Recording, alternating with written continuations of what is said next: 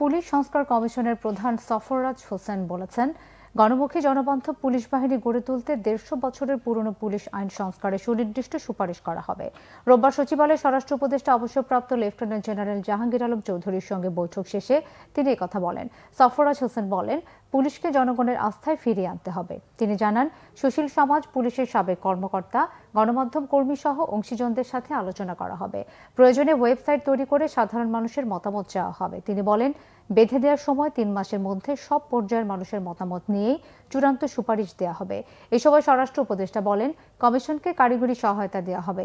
৩ মাস পর সুপারিশ পেলে শুরু হবে পুলিশ বাহিনী পুনর্গঠন ও সংস্কারের কাজ।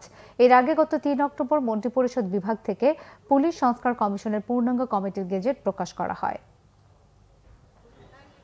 সংস্কার করা আমার দায়িত্বের মধ্যে পড়ে না। আমরা শুধু কিছু সুপারিশ করি যে এই ধারাগুলো আমরা চেঞ্জ করা দরকার। কিছু কিছু ধারা আমরা দেখেছি যেগুলো আমাদের হয়তো দেড়শো বললাম 1861 সালের আইন মানে 150 বছর হয়ে গেছে, সেখানে এটা আধুনিকরণ করা উচিত। আমরা কিছু কিছু ধারা বলে দেবো যে এই জায়গায় আমরা দেখতে পাচ্ছি যে সমস্যা হচ্ছে এবং আমার মনে হয় চেঞ্জ পরিবর্তন করা দরকার। যে কোনো ধরনের সহায়তা চাই ওই সহায়তাই দিব। এখন এই ভাই যেটা চাবে ওইটা দিব। এখন কি সহায়তা চায় আমি তো জানি না এখনো। উনি যেটা চাবে তাইটা দিব।